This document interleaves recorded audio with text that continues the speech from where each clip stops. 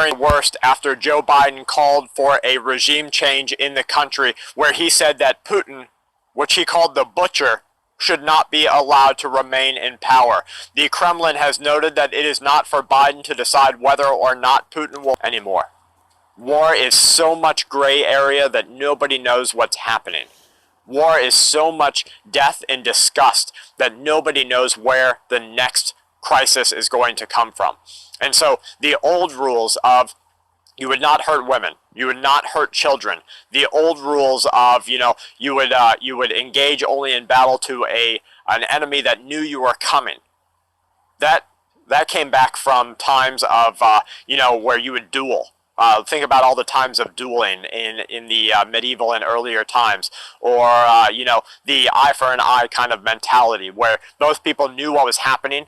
They would both put their fists up, both hold their swords, hold their pistols, whatever the weapon of the timeline is, and they would act because they knew it. And whoever drew first, or whoever stood up longest, or whoever could take the most beating, that was the winner. It's not like that anymore, and now we have old men playing with nuclear weapons, threatening the entire existence of the world. But it's the same mentality.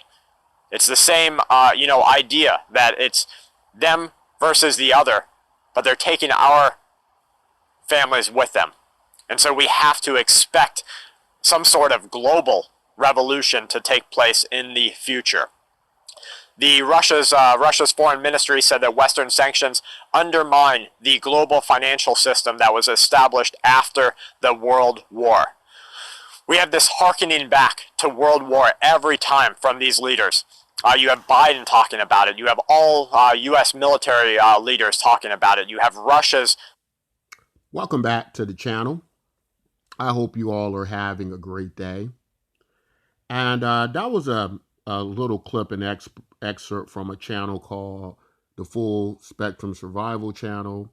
And they're talking about the likelihood of nuclear war with Russia.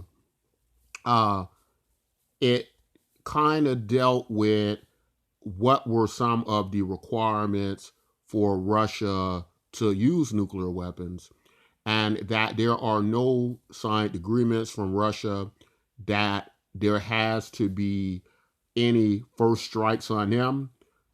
They can initiate strikes with their nuclear weapons. They don't have to wait for somebody else to do it.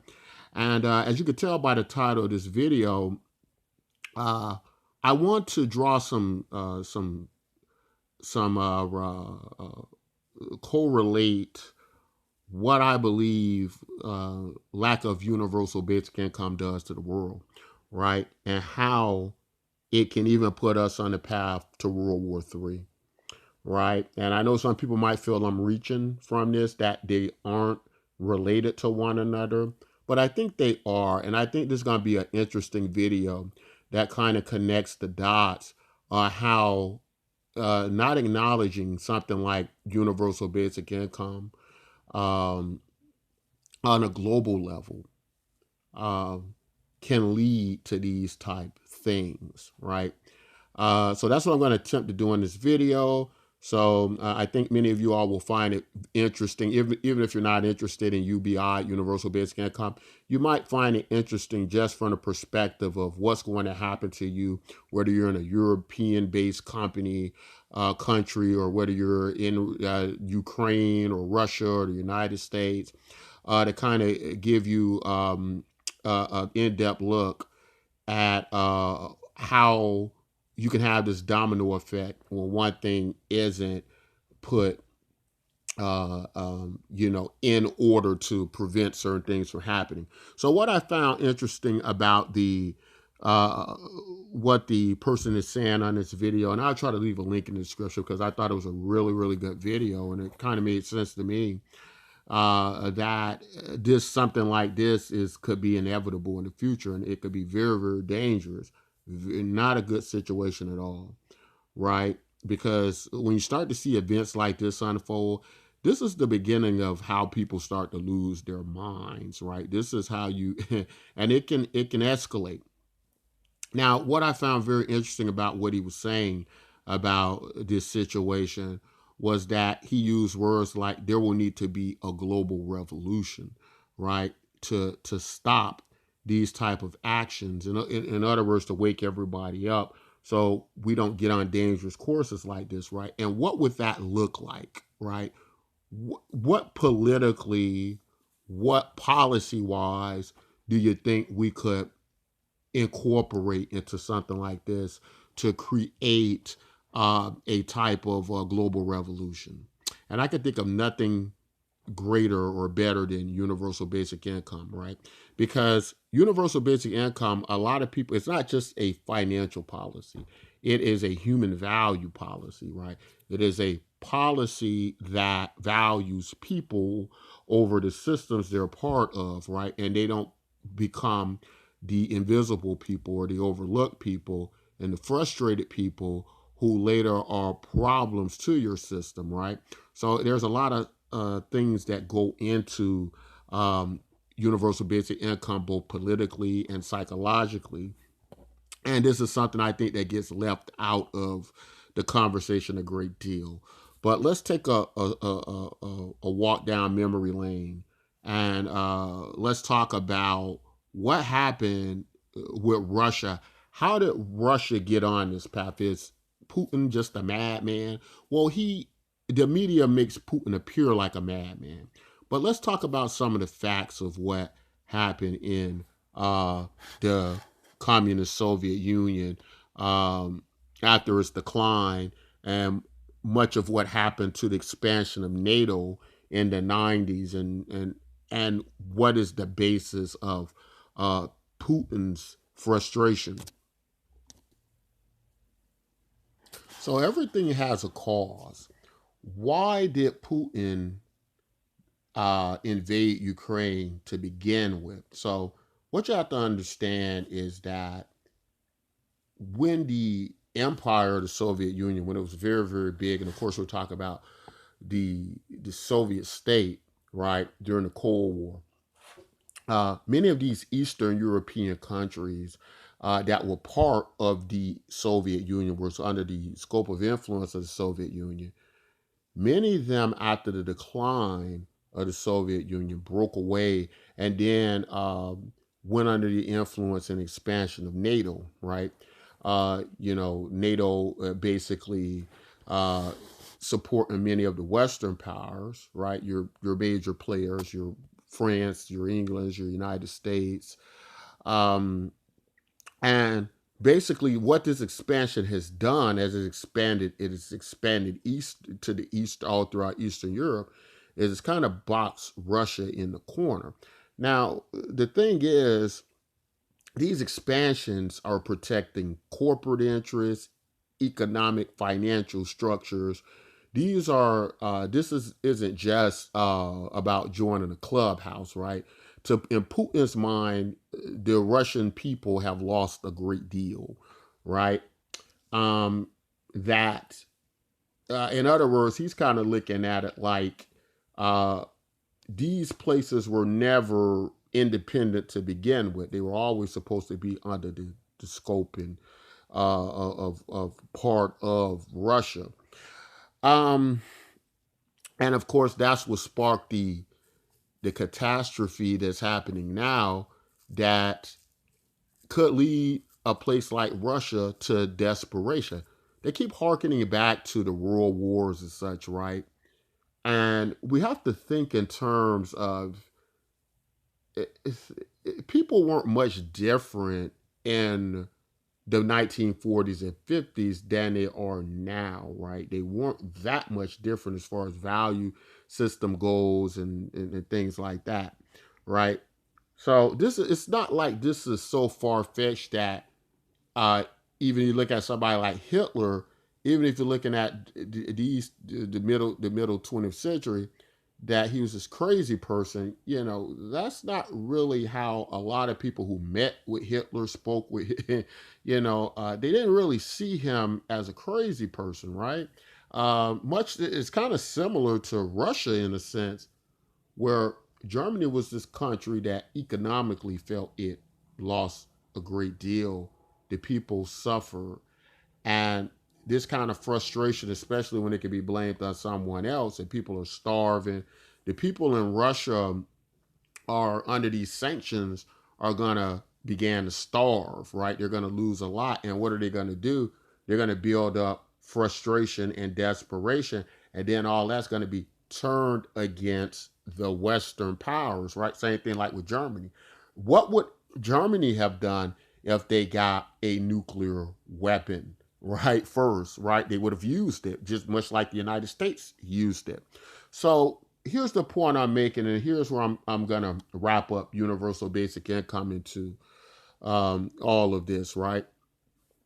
Universal basic income, first of all, it needs to be global, right? That's gonna quell many people's who are in states of desperation, who have nothing to lose, who are willing to strike first because they're desperate and the people are starving because there's sanctions on them everywhere, right? First, that would quell a lot of uh, the desire for power and more prosperity through any means necessary, because everyone would be under air conditioning and food, right? When people are under air conditioning and food, it's hard to get people to be upset. you know and obviously that makes sense, right? If you got no reason to fight, you're not going to fight, right? If you got, but if you're desperate under sanctions and the walls are closing in on you and you're an animal who's trapped in a corner, then you got every reason to come out fighting, right? So lack of global basic income and universal basic income creates these type of people. Now, the point I'm trying to make is there is a far reaching effect to this, right? Because again, what you have to understand about universal basic income, take put the money to a side for one reason, for a second. Universal basic income is a human value system, right? There is more that goes into human beings than resources and feeding them, right? There is also value that you give them, right? This is what keeps them off of drugs and what keeps them from going through periods of desperation and going through periods of being lost and hurting others and wanting to fight others because now they found themselves in a hostile environment, right? So universal basic income is the global revolution the person at the beginning of our video is talking about, right? He may not know that, but I can't think of any other political movement that would show people that they are valued globally, take care of the people, right? And solve so many, create so many solutions, whether it be economic stimulus, or what have you, whether it be reducing the crime rate, and so on and so forth. So this has a very, very far-reaching effect, and I do believe that in nations like Russia that are on these desperate courses like this, right? I do believe that what would happen is many of these people would just not fight. They would not want to fight. That they would want to get rid of somebody like Putin and not answer to what he's saying, right?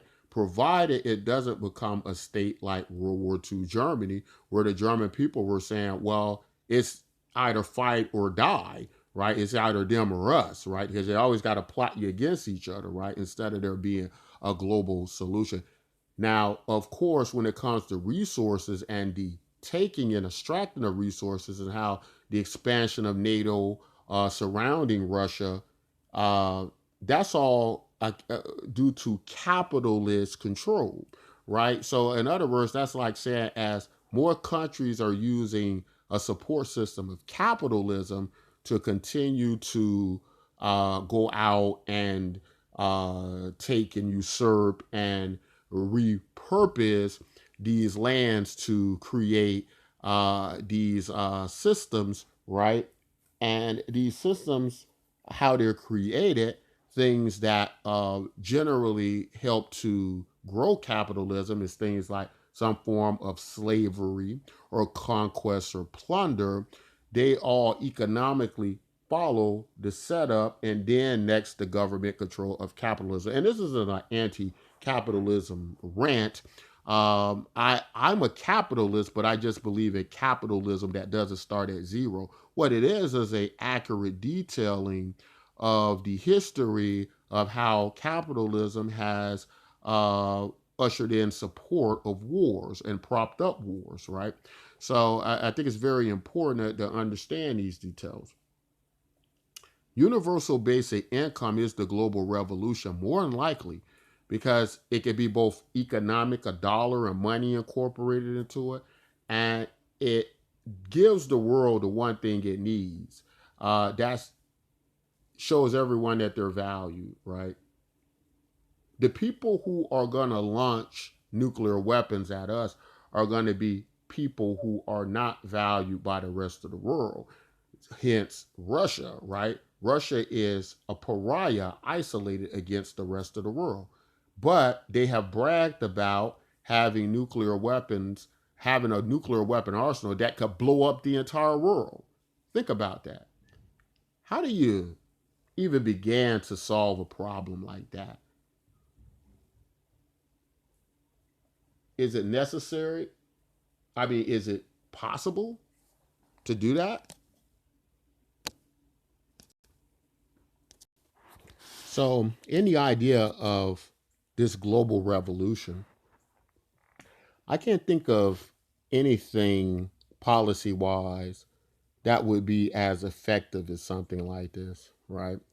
And it wouldn't be an immediate thing that solves it, but throughout the course of events in our human history going forward to the future, I do believe it will play a very big part in reducing the likelihood of something like this happening, because I do feel it's a uh, something that is for an advanced civilization, right? That it will necessarily that it will um, become something that is likely in the future of an advanced civilization. Those aren't just my ideas; those are the ideas of many futurists, many people a lot more intelligent than myself.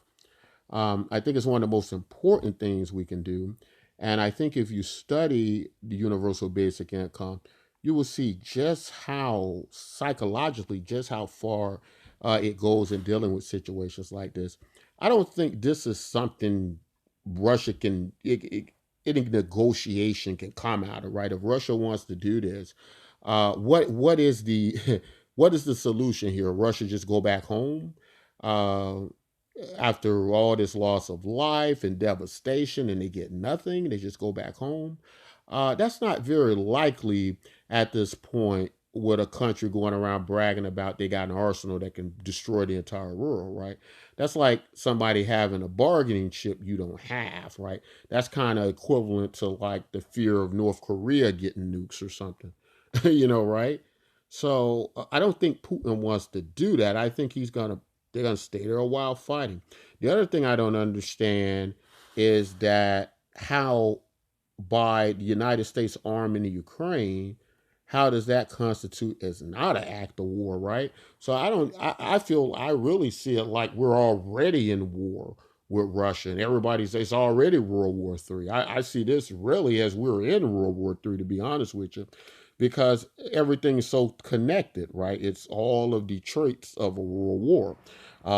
Starting off with a smaller nation, expanding out, being backed by other nations. Once you back a country and you're no longer neutral, you're part of it, right? You're just seconds away from declaring war. So that's kind of how I see it. There's not many policies I think that can get us out of this, right? But I know a lot of people say, "Well, this is ridiculous. How would universal basic income stop this?" Well, uh, it wouldn't per se at this point, but it would prevent anything like this, I think, from happening in the future, right? I think many of the societies that exist and countries, economies that exist, and so on, I believe that their mentality would be a lot different under a global revolution like this, right? I don't think they would think of terms like that, right? Um, it would just be different from how our world functions now under a capitalist system, which is a system that really does leave a lot of people behind. In other words, it doesn't care about a lot of people in the system, right? And again, when people are in a hostile environment, right, that doesn't favor them or value them, they began to act out in this way. So they're all symptoms, I think, of a bigger problem that's spurring this along, right?